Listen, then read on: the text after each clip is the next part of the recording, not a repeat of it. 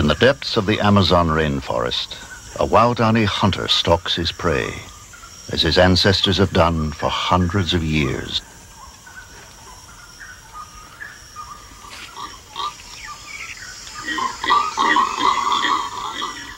His blowgun poised, a quiver of poisoned darts close at hand, he gazes into the densely interwoven layer of branches that forms the canopy.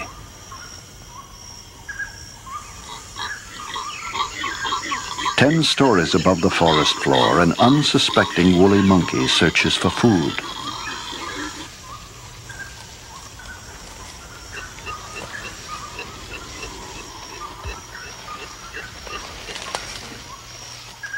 The hunter quickly prepares a poisoned dart while carefully watching his prey above.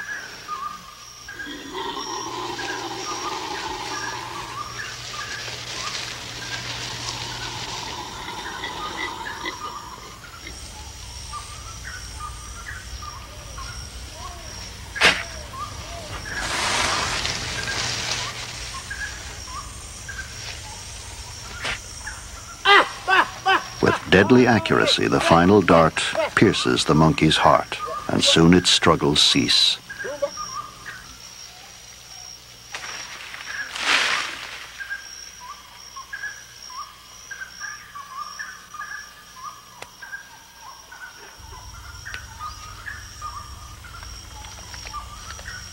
Armed with primitive weapons, the Waodani hunter relies on extraordinary skill and cunning to harvest the bounty of the forest.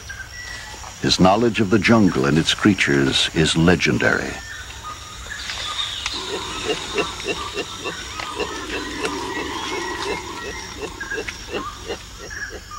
The canopy of the rainforest harbors an abundance of life.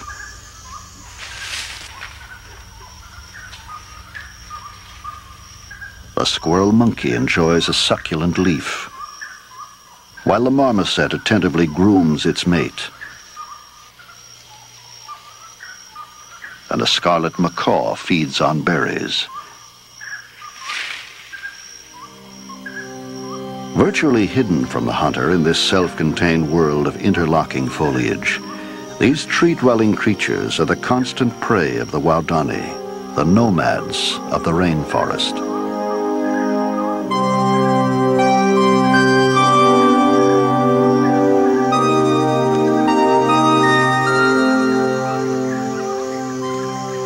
Long considered to be one of the most fierce and hostile tribes in the Amazon, the Waodani have lived in almost total isolation for centuries.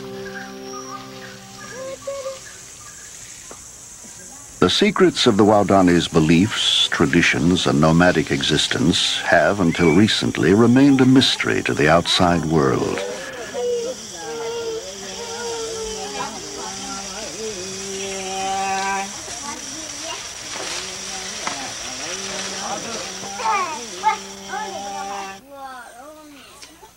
The Waodani are an ancient tribe, having no form of writing nor any clearly defined history. In their society, there are no leaders, no chiefs. Men and women's roles are considered equal. And yet, as their Stone Age lifestyle is being revealed to us for the first time, we are discovering that their lives are filled with paradox.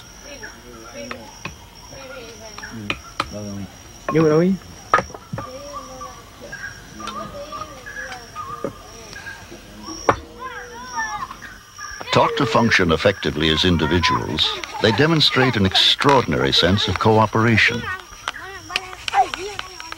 And while historically hostile to those outside the family group, life within it is peaceful and harmonious. Children are gently accorded the same freedoms as adults and are encouraged to participate in the important rituals of the tribe. As one of the few remaining Stone Age cultures in the world, the Waodani represent a unique living link to our distant past.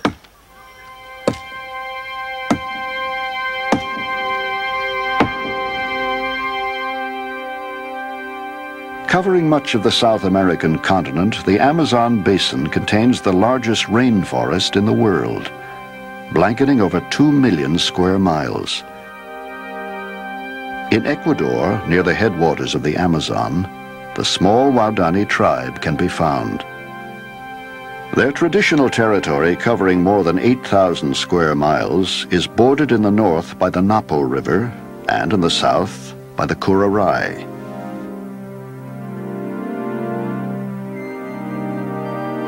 For centuries, the Waodani have fiercely defended their hunting grounds from the Quichua and the Saparoan tribes of the surrounding jungles. And they were hostile to any attempts at intrusion from the outside world. They were referred to by all who knew them as Aucas, or savages.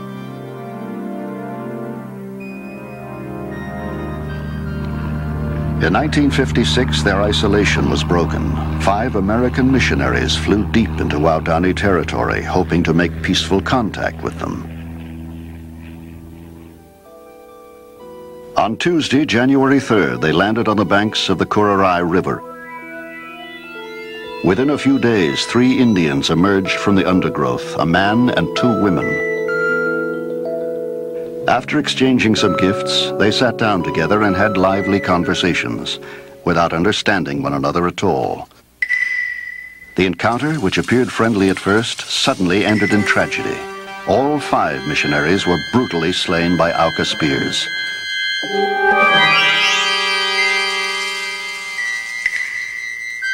Their camera, recovered from the scene, recorded the last pictures taken before the missionaries' deaths.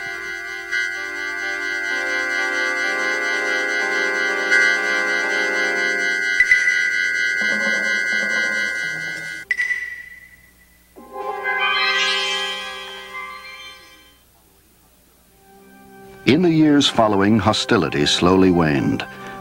2 Waodani women were taken in by missionaries who learned from them elements of their unique language. Tenuous friendships were formed and trade goods exchanged. Waodani fears and suspicions gradually disappeared. They were given metal pots, beads, and clothing, and eventually their lifestyle changed as they learned to adapt to the ways of the modern world.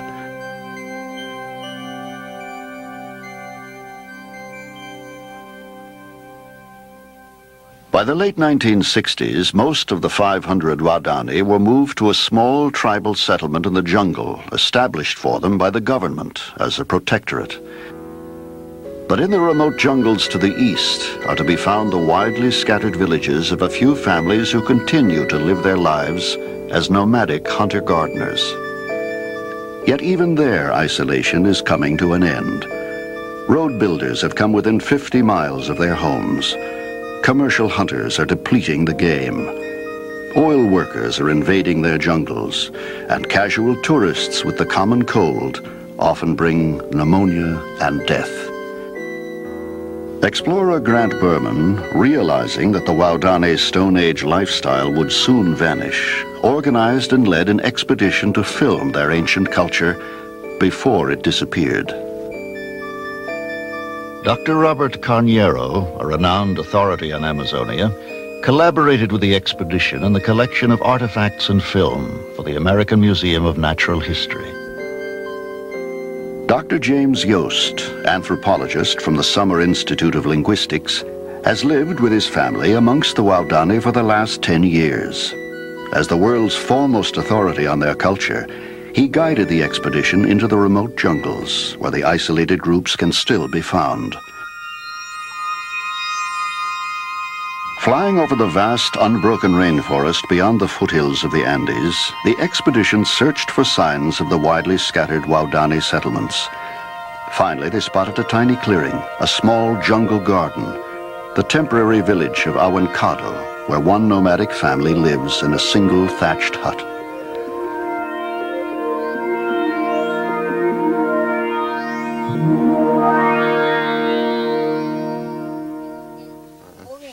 Boogie. Hả? Boogie. Boogie gan. Rồi. Dạ ba nào The Waodani are linguistically unique. Their language bears no known relationship to any other in the world. As one of the few outsiders who speaks their language, Dr. Yost was able to record the genealogies of 5 Waodani generations. Dr. Yost recalls, "It was not until I began to collect their life histories that I realized how thoroughly violence had permeated Waodani life. They weren't just hostile to outsiders, they had also been incredibly hostile to each other. I learned that over a period of 5 generations, fully 70% of Waodani males had been killed in spearing raids. Kampati was the oldest male in Awenkado.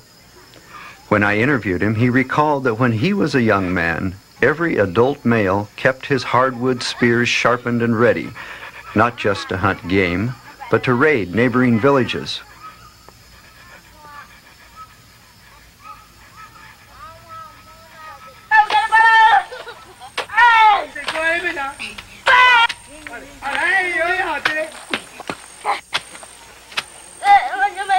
At an early age, boys were encouraged to be aggressive and to play spearing games with termite nests.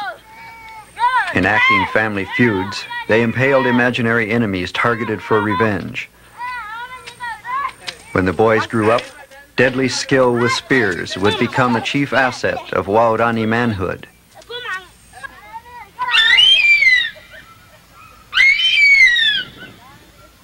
A fierce pet harpy eagle was often tethered nearby. With its acute hearing, it served as a sentry and would scream a warning at the stealthy approach of enemies. spearing raids have been a brutal reality in Waodani life. The family histories were filled with terrifying memories. It was not until the Waodani understood the message brought by the missionaries that they were able to cease hostilities. Sporadic contact with those living in the protectorate convinced the Waodani still scattered throughout the jungle that indeed the reign of terror had ended.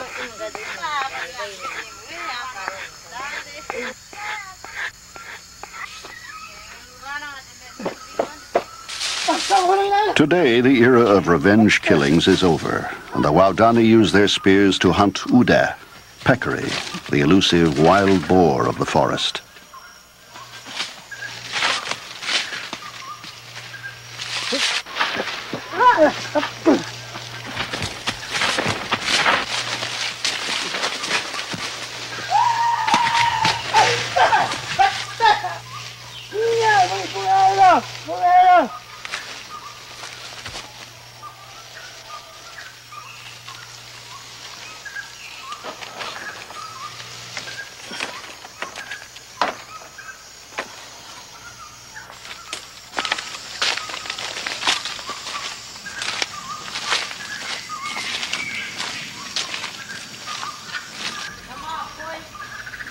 Nyama's success in the forest today has brought in 60 pounds of meat, and it will be shared equally tonight by everyone in the village.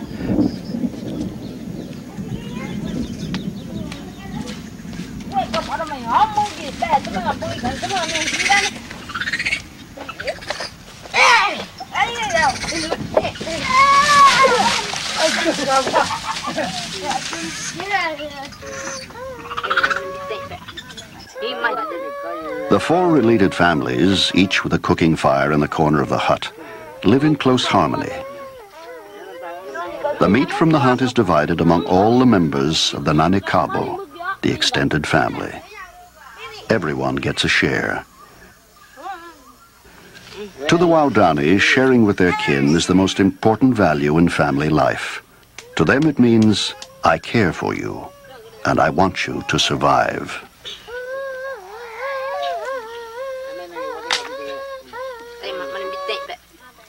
Waodani men enjoy no special status in the family. There is no family hierarchy.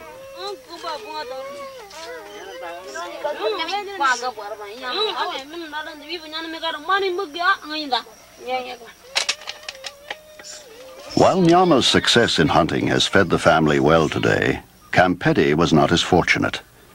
He captivates the family with a story.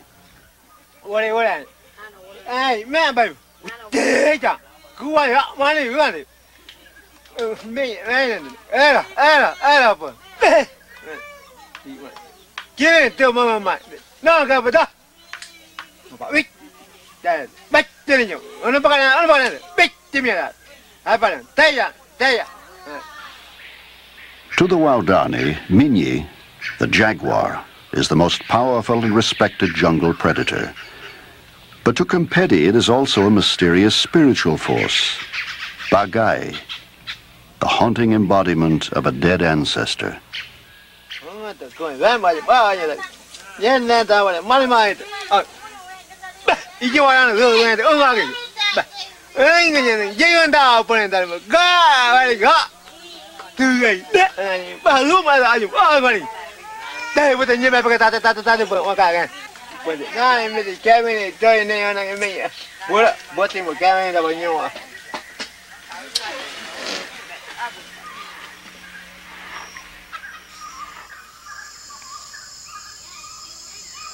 As dusk approaches, families gather together in front of the thatched longhouse to groom each other, removing jungle insects acquired during the day's activities.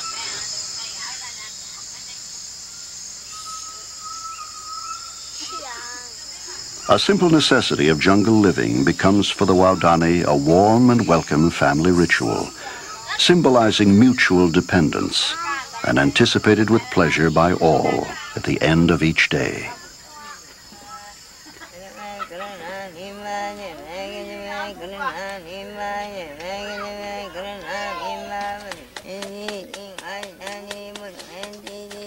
As darkness slowly envelops the surrounding forest and the sounds of the jungle come alive, small fires crackle into the night.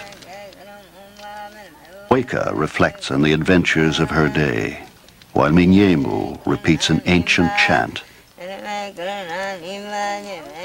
Her songs inspire hope for a fruitful harvest.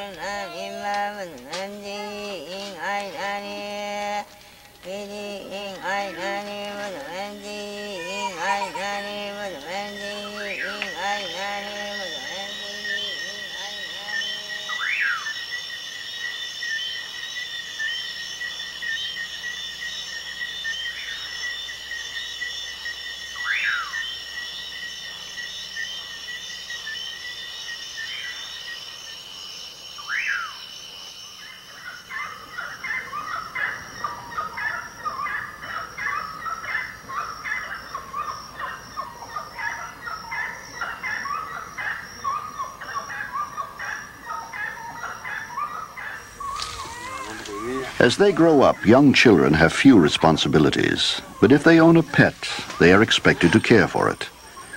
Mipo arrives early each morning with meat for his pet harpy eagle.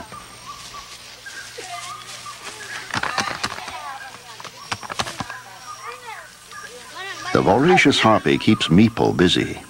It is he who must hunt for the eagle's food.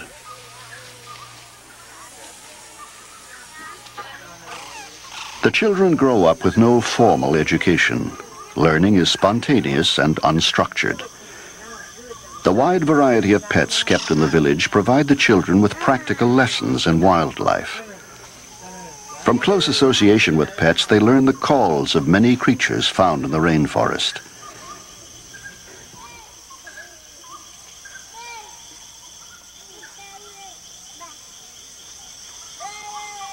The children's senses will become so acute that eventually they will be able to detect some species from the smell of urine dripping on the leaves up to 40 feet away in the jungle.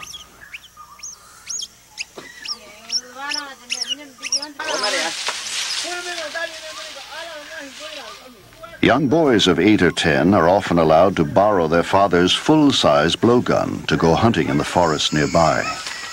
Their frequent forays into the jungle test and strengthen their bodies and sharpen their eyes and ears.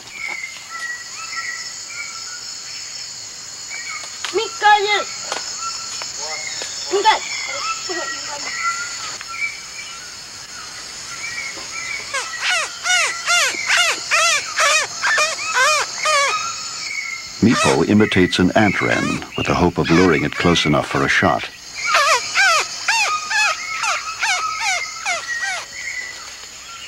The boys share the use of the blowgun. Competition is completely foreign to them.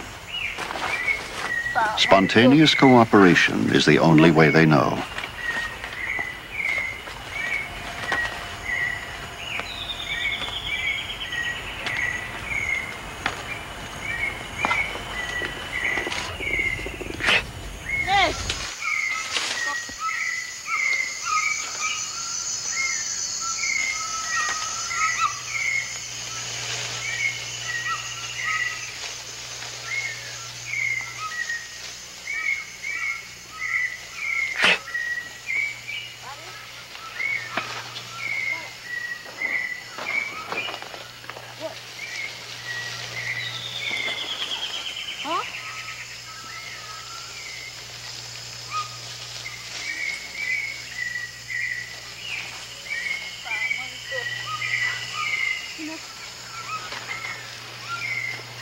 For Awa and Mipo, hunting is a joyful preparation for the serious responsibilities of manhood. Although the boys manage to bring home only one small bird, it will be accepted by their grandmother, Minyimu, as a significant contribution to the cooking pot. It is a symbol of their willingness to share.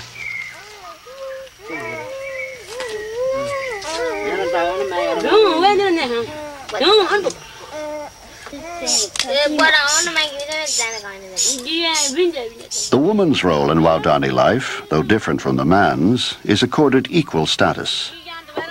The growing, gathering, and preparation of jungle crops is considered as important as bringing meat home from the hunt. Girls learn their role in family life by example from their mothers.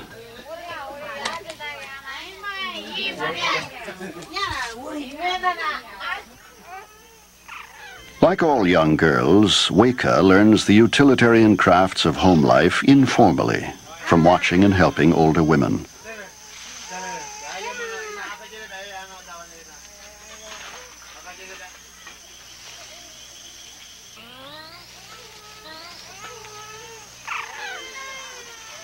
As her aunt, Awame, assists, she practices weaving a string bag. All Waodani life revolves around such kinship interdependence.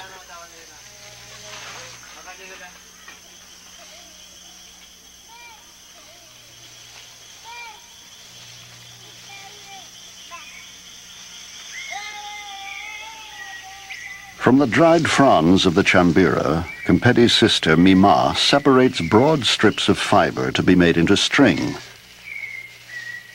The fibers are rolled and twisted into cord.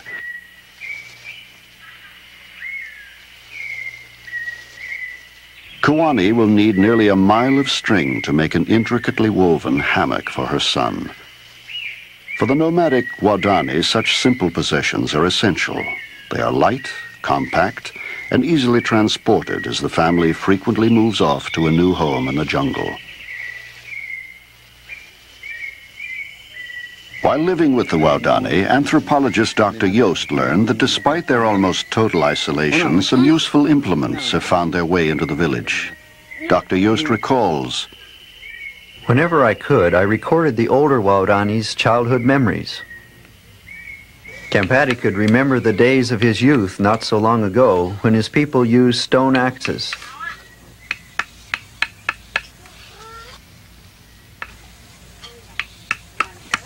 He showed me how he and his father used the sharpened bone of a peccary to gouge out a handle for a stone axe.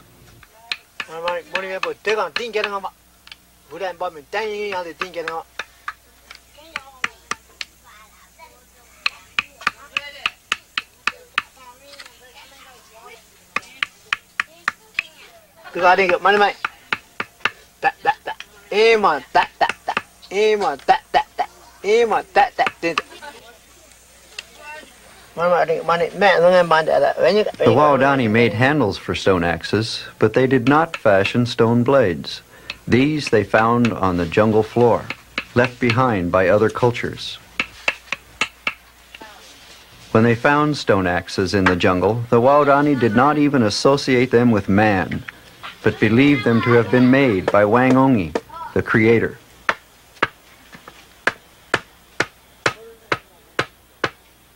Kempeti carried the stone axe into his garden to demonstrate how effective it had been. Using deliberate, evenly paced strokes, he patiently chopped for almost an hour to cut down one small tree. Felling the forest giants must have been incredibly strenuous work with these meager tools. And yet, the Waodani have no word for work. To Kempeti, it is just hawengi, hawengi, hawengi, chopping, chopping, chopping.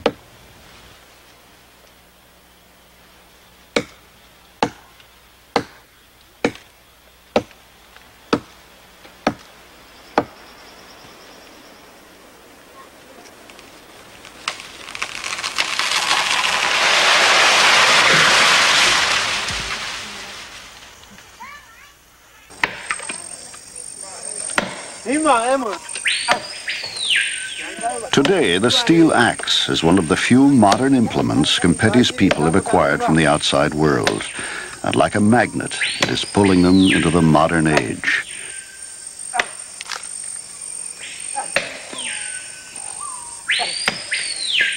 While men chop trees, it is the women who understand the complicated task of gardening.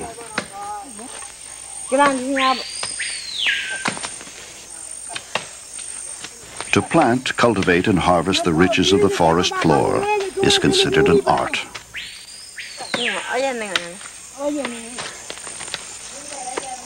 When asked if men ever do gardening, Mima laughed.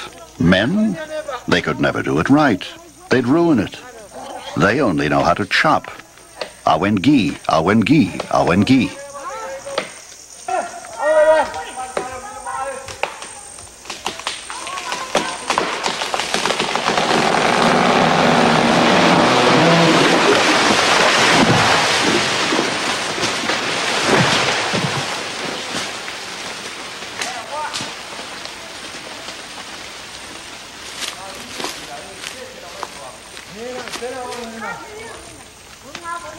The basic crop of the Waodani garden is manioc, a starchy jungle root. It is part of almost every meal. As the manioc slowly matures, other plants are intercropped in the garden. Peanuts, corn, plantains, sweet potatoes, and yam beans.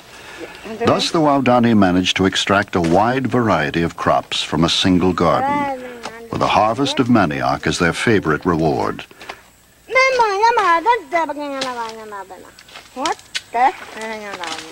Manioc does not grow from seed.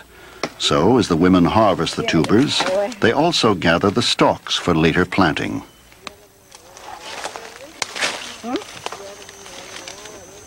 But the rainforest grows on a thin layer of impoverished soil. Since most of the nutrients are held in the living vegetation, the soil will support only a few harvests. So the Waodani plant a series of gardens, carefully scheduled to mature in sequence.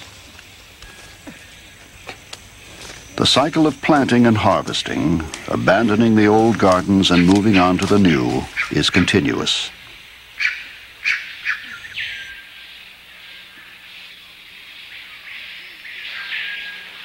At Duitumi, a day's journey from Awankado, Campetti's family are planting the garden of their future jungle home.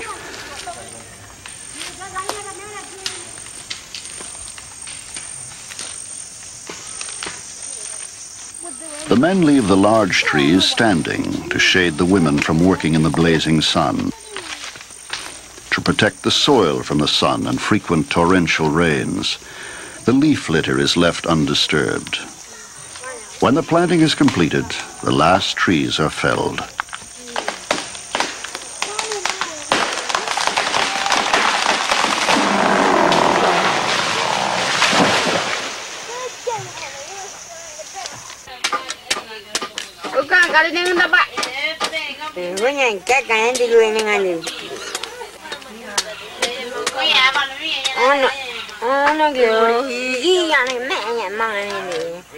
The garden crops, like meat from the hunt, may be shared by the Waodani, but the women of each family prepare meals separately at their individual cooking fires.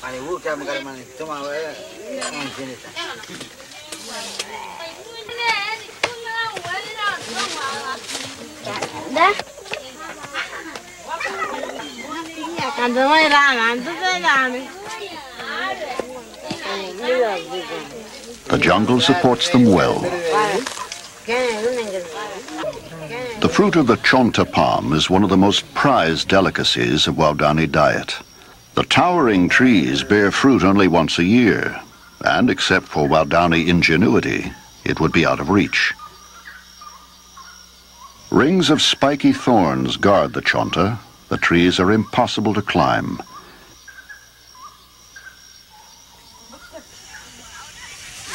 In order to get at the fruit, Titikawa makes a climbing ring from twisted jungle vines and uses it as a brace to ascend a smooth bark cecropia tree growing amidst the thorny chonta. The conveniently located climbing tree did not grow beside the fruiting palms by chance. It was planted there by Titicaca years before.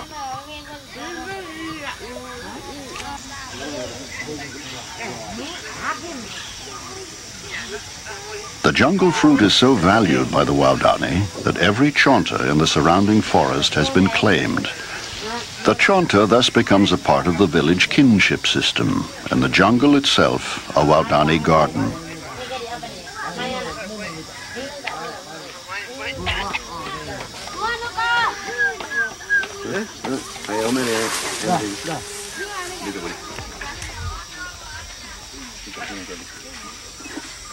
As he gathers fruit from his chonta palm, Titicaca proudly claims ownership. Boto da Ganga, my tree. But its fruit will be shared with the entire village in the traditional Waodani way.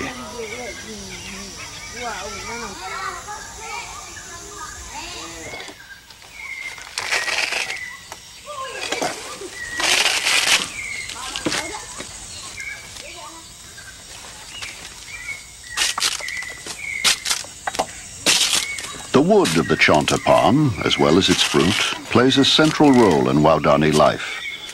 The hard trunk is used to make the hunter's most prized possession, his blowgun. Competi starts by splitting off two matching sections of chonta palm.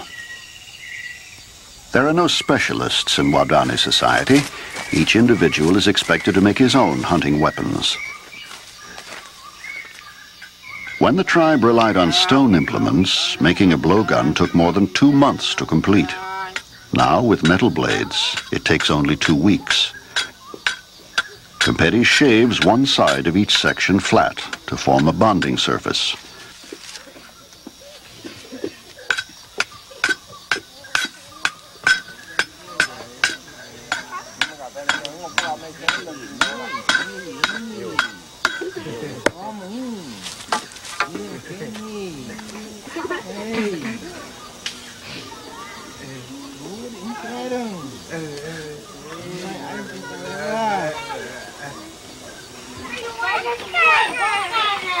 The chonta staves are softened by heating them carefully over a fire. Using the notch of a tree stump, Competi gently applies pressure to straighten the warm and supple wood.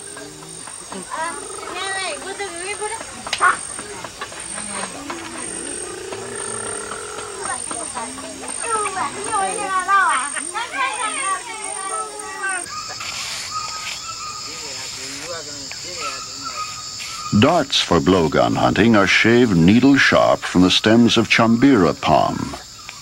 Dozens of darts might be expended in a single hunt, so the men of the village spend much of their spare time shaving the slim projectiles.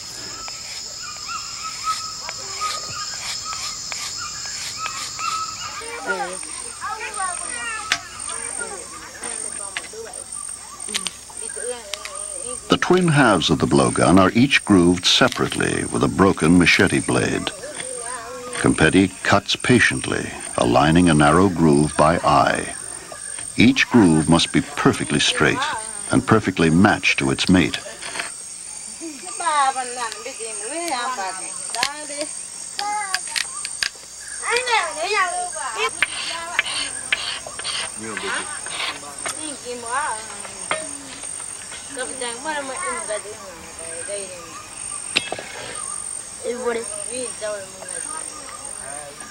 Watching his grandfather make a new blowgun is part of Mipu's education.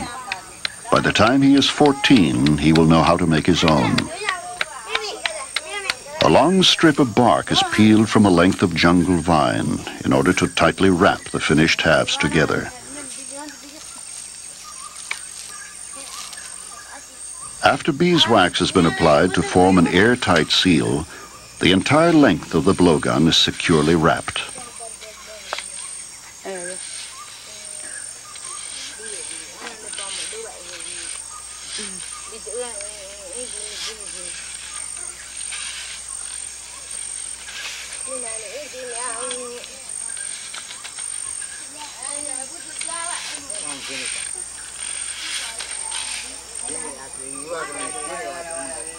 Using water as a lubricant and ever finer grades of sand and clay as an abrasive, Kempetti reams the bore of his blowgun and polishes it to a fine sheen.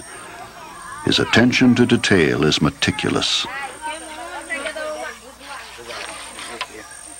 After a full week of polishing, the bore will be as smooth as that of a fine shotgun. Unlike other Amazon tribes that have developed snares and traps of many kinds, the Waodani relies solely on spears and the blowgun to harvest the bounty of the forest.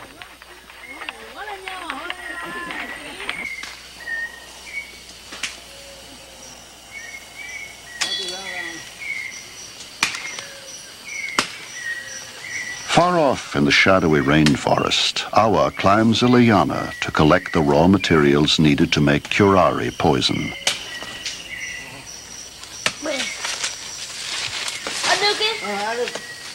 His uncle, Titikawa, spotted this special vine a month ago while on a hunt.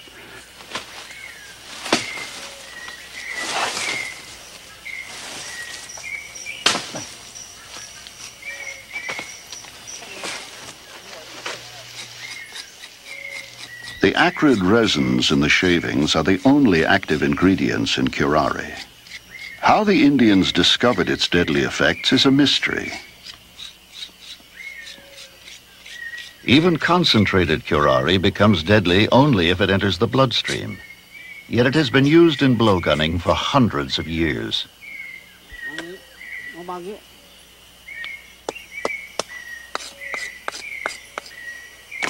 Titikawa says the Waodani have used it, kui, forever.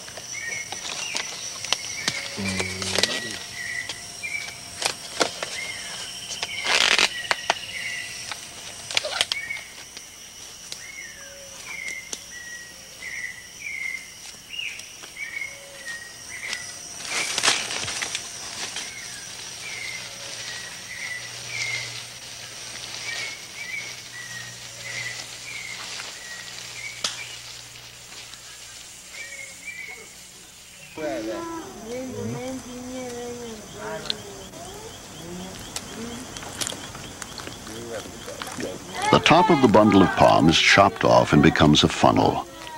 When water is poured through the shavings, it leaches out the resins, and the funnel becomes a poison percolator.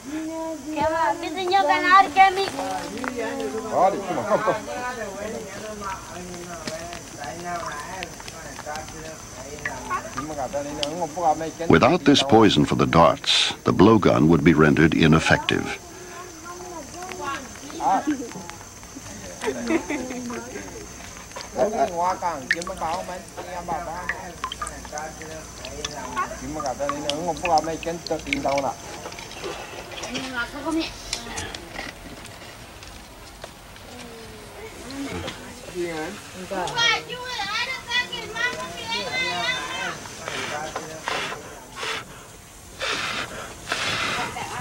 The liquid is then heated to a boil, thickened, and concentrated. The sticky black lacquer is spread on a fragile clay pot that has been used to cook monkey meat. The Waodani believe that darts treated in this way will better seek out their prey.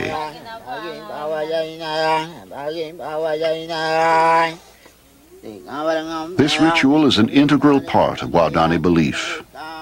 Titikawa hopes to enhance the poison's strength by singing a hunting song.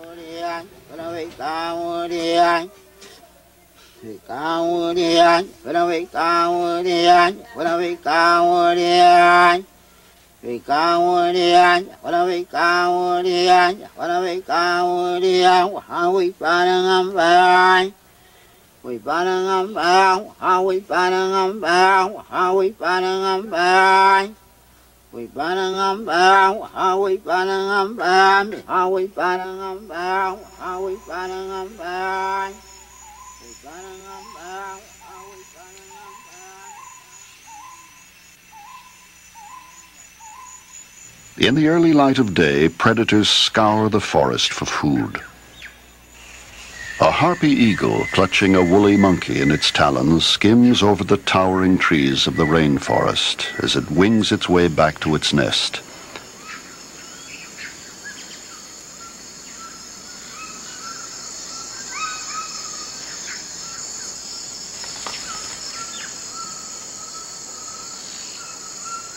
The harpy is a competitor of the Waodani for birds and monkeys.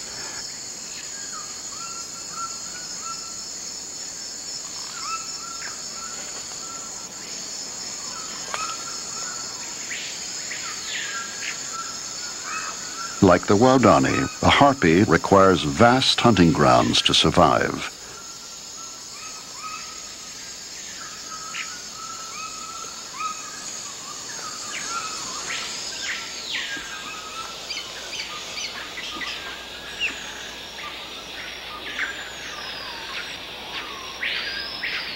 The lush and humid upper layer of the snake-infested rainforest is the bountiful hunting ground of the Waodani.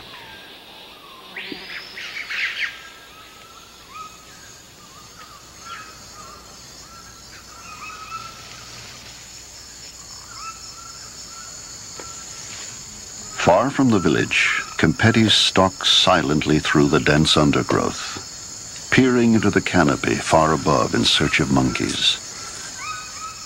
Although the jungle abounds with creatures, they are almost always hidden from view.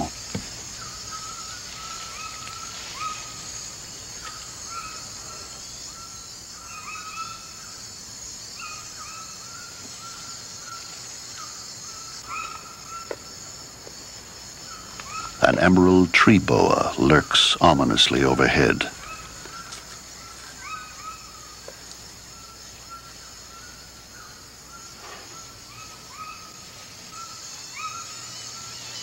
His blowgun at the ready, Kempeti pauses to imitate a bird.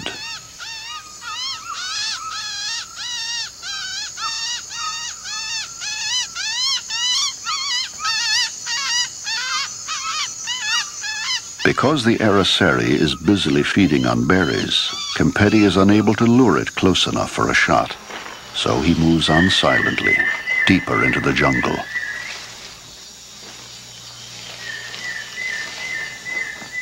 Disturbed by a movement, a deadly coral snake emerges from underneath the leaf litter to investigate.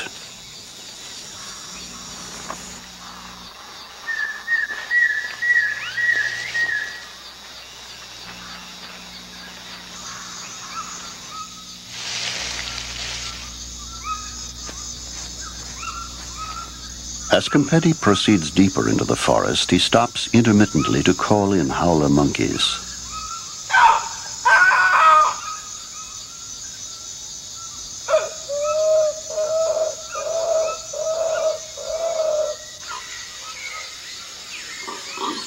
From high in the canopy comes a reply.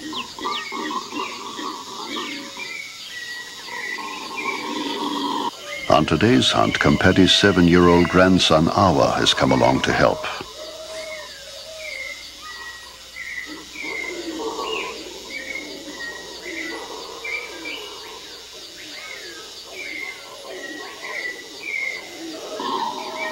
In the canopy, almost 120 feet above the jungle floor, the shadowy forms of 2 howlers come into view.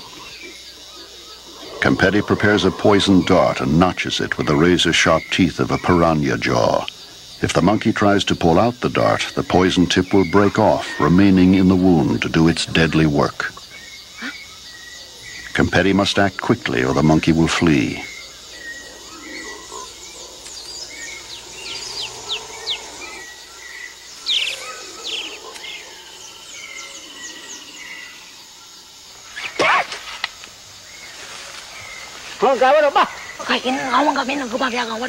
A single leaf deflects the dart, and he must try again.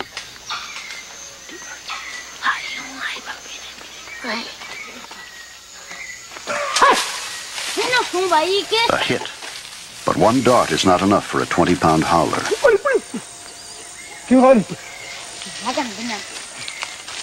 Awa and Kempedi must now pursue the wounded monkey as it flees through the canopy more than 10 stories above.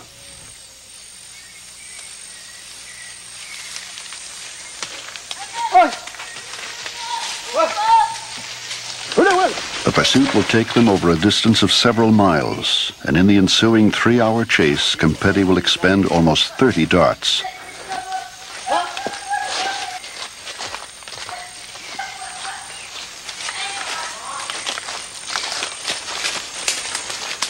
Partially paralyzed, the howler takes refuge in the fork of a tree.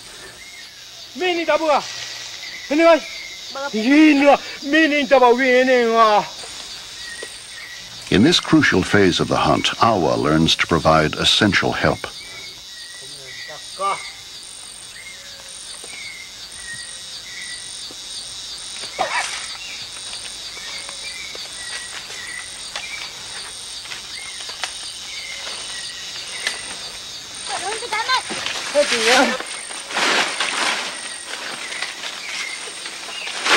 By now the monkey has been hit 3 times. It is beginning to slow down and is easier to follow.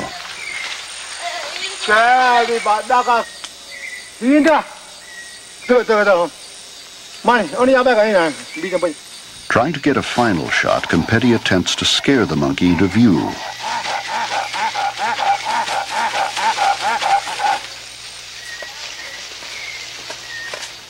Shot! Shot!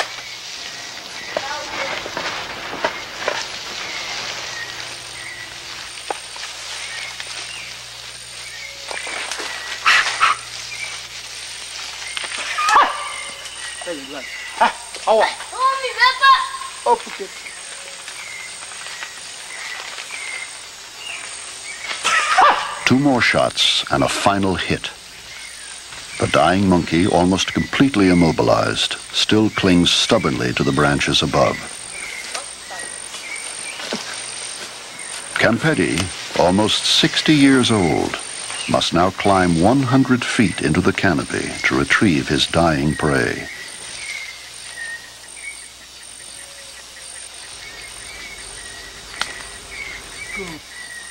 Leaving the relative safety of the jungle floor, he enters the monkey's own environment to try to bring it down. Hey!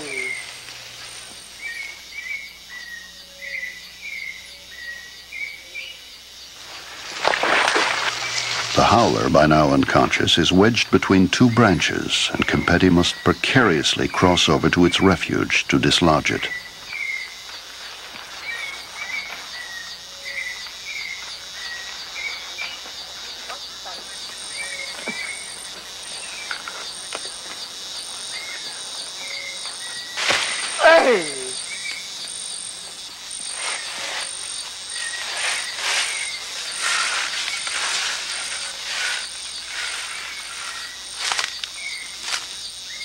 On today's hunt, Kempedi has had to climb 11 trees, each over 100 feet tall, all for just one 20-pound monkey.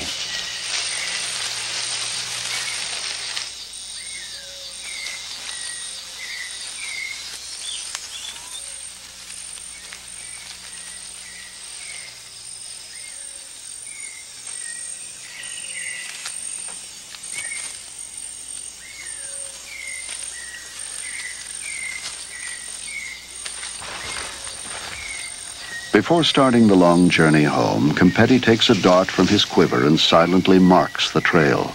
Perhaps another hunter who passes here will be as lucky as he.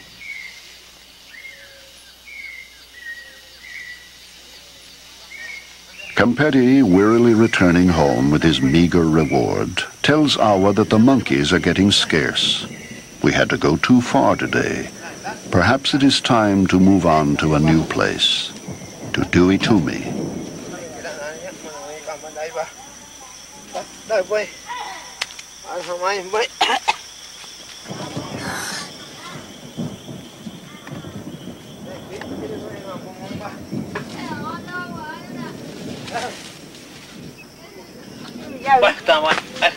Kempedi's monkey will be cooked and shared by all members of the household. Other hunters have returned tonight with no meat at all. The portions will be small, but everyone will get a reassuring share.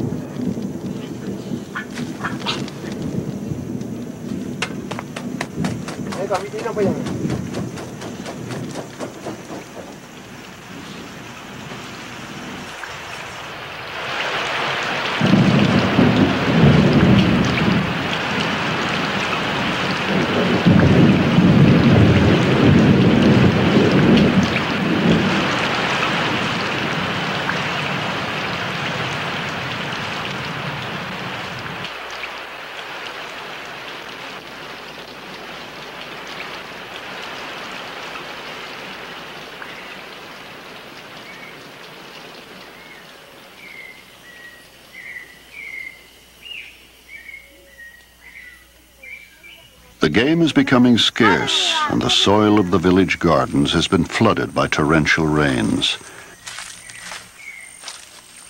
It is time to gather in the final harvest and to leave, to seek the abundance of the forest elsewhere.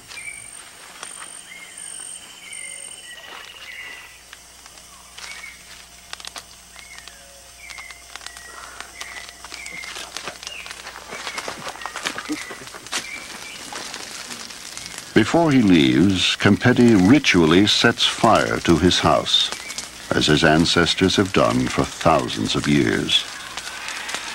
It has been a center of family life for an abundant season of hunting and harvest. But the house is temporary. As with most of their possessions, it is easily replaced.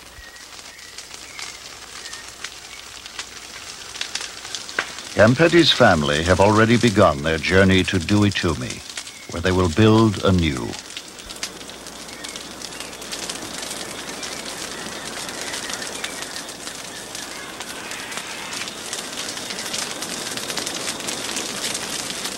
As Kempedi prepares to leave, he anticipates his future hunting ground, confident that game will be there.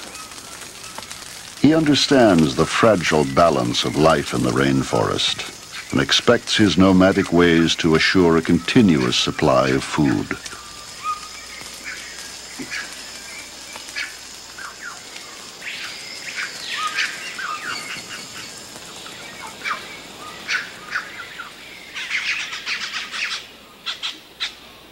The rainforest is the Waodani's home, upon which their very lives depend.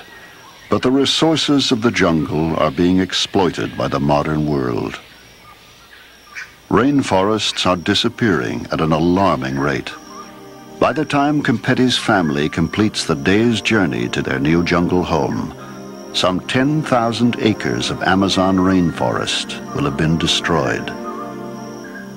As the towering giants fall, the game will disappear, and Kempedi's world will be in peril. Unless we can reverse this destruction, the traditional Waodani way of life will be extinguished forever, and the rainforests will echo with silence.